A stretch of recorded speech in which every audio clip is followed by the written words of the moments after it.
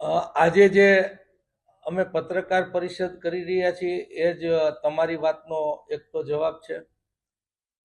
દેખાવ કરવાની મંજૂરી અમે માગી અને લોકોની અમારું કામ વિરોધ પક્ષ તરીકે લોકો સામે સરકારની નિષ્ક્રિયતા, નિષ્ફળતા એ પહોંચાડવાનું કામ અમારું છે.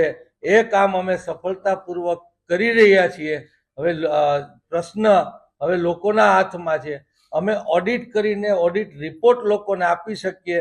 સત્તામાં ન હોય તો વિપક્ષ કોઈ નિર્ણય નથી કરી શકતું. આ સામાન્ય બાબત સામાન્ય લોકોએ સમજવાની છે. મેં વાત તમને હમણાં કરી કે સામાન્ય લોકોના મગજમાં અનેક જુદી જુદી વાતો નાખીને, જેમ કે લાગણીઓ ભડકાવીને, જાતિ જ્ઞાતિના વાડાઓ કરીને, ગુંડાઓ દ્વારા, પોલીસ દ્વારા સિસ્ટમને હેક કરીને મત મેળવવાનું કામ ભાજપ કરી રહી છે. ત્યારે ક્યાંક ને ક્યાંક સામાન્ય લોકોને એના મતની કિંમત નથી હોતી. એને મતની કિંમત ખૂબ ઝાઝી હોય છે, એના રોજબે રોજના જીવનને અસર કરતા હોય છે. એ સમજણનો પણ ક્યાંક હું અભાવ જોતો હોઉં છું. ત્યારે પૈસાવાળા હોય કે ન હોય, કોઈને કોઈ પ્રકારમાં લાલચમાં અથવા તો સોદામાં મત ન દેવો જોઈએ. એ સમજણ કેળવી અને સારી સરકાર લાવવી એ લોકોની ફરજ છે. અધિકારીઓ પાસે કાંડા કપાવી, ખોટું કરાવી પૈસા કમાવાનું કામ ભાજપ કરે છે. અને અધિકારીઓ નસીબ જોગે ક્યાંક જાયગા છે, એનું ખોટું કામ કરવાની ના પાડે છે, ત્યારે એ લોકો પર પ્રેશર કરવામાં આવે છે. નસીબ જોગે ભ્રષ્ટાચાર માટે પણ એના પૈસા કમાવાની લાલચથી આગળ રહીને અધિકારીઓ કામ કરે એવી અપેક્ષા રાખીએ. આજે રાજકોટમાં પોલીસ કમિશનર ગમે એવા સારા આવે કે મ્યુનિસિપલ કમિશનર ગમે એવા સારા આવે, હરેક ગામમાં એક વ્યક્તિની ભાજપ સરકાર દ્વારા ભાજપ પાર્ટીના વ્યક્તિની નિમણૂક કરવામાં આવે છે કે જેના કૈયામાં પોલીસ કમિશનર, કલેક્ટર અને મ્યુનિસિપલ કમિશનરે કામ કરવાનું હોય છે. આ સ્થિતિમાં પોલીસ કમિશનરની નીચેનો સ્ટાફ પણ ભાજપ સાથે સંકળાયેલો હોય છે. એ ધારે તો પણ સારું કામ ન કરી શકે. એ સ્થિતિનું ગુજરાતમાં નિર્માણ ભાજપે કર્યું. કોઈ ફરિયાદ કરવા જાય તો એની અરજી લેવામાં આવે, ફરિયાદ દાખલ કરવામાં ન આવે. અને અરજી લઈ અને જેની સામે ફરિયાદ હોય ત્યાં પોલીસ પૈસાનો સોદો કરવા પહોંચે. અને આ બધો ભ્રષ્ટાચાર એના ભાજપે દીધેલા ટાર્ગેટને પૂરો કરવા માટે કરે.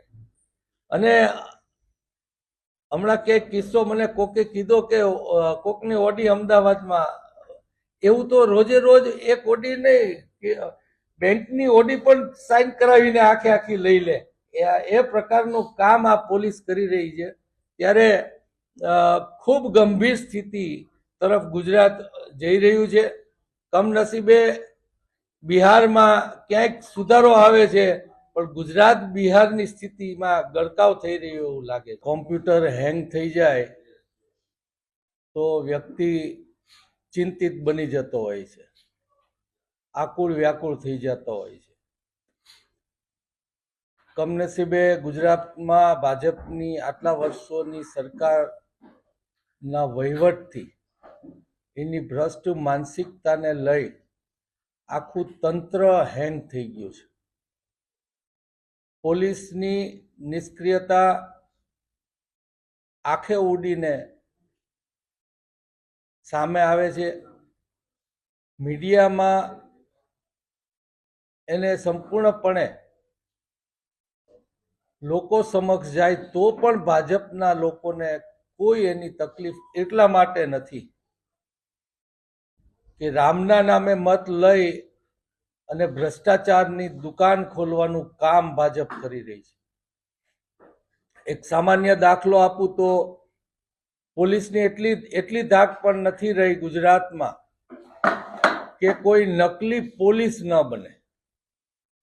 નકલી પોલીસ બનવાની પણ હિંમત લોકો કરતા હોય ત્યારે ઉડીને આંખે વળગે એવી પોલીસની નિષ્ક્રિયતા સામે આવે છે. ખૂન ખરાબા, મારામારી ભાજપના ભ્રષ્ટાચારના પૈસા ભેગા કરવામાંથી સવારથી સાંજ સુધી રચતી પચતી રહેતી પોલીસ સામાન્ય માણસની ફરિયાદ પણ લેતી નથી. હમણાં જ એક કિસ્સો મવડી સાઈડનો મારી સામે આવેલો. એ બેનને કોઈ સામાન્ય પ્રશ્ન હશે, ફરિયાદ કરવા ગયા અને એની ફરિયાદ લેવામાં ન આવી. પોલીસ કમિશનર આગળ ગયા તો હળવી ફરિયાદ કરીને વાતનો સંકેલો કરવામાં આવ્યો.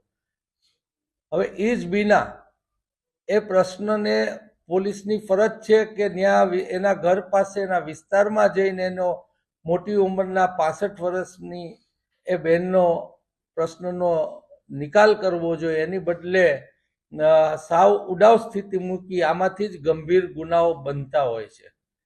ત્યારે સૌ ઈચ્છતા હોય કે પોલીસની સક્રિયતા હોય તો આપણે હાથમાં કાયદો ન લેવો, પણ રંજાડ પણ વધે.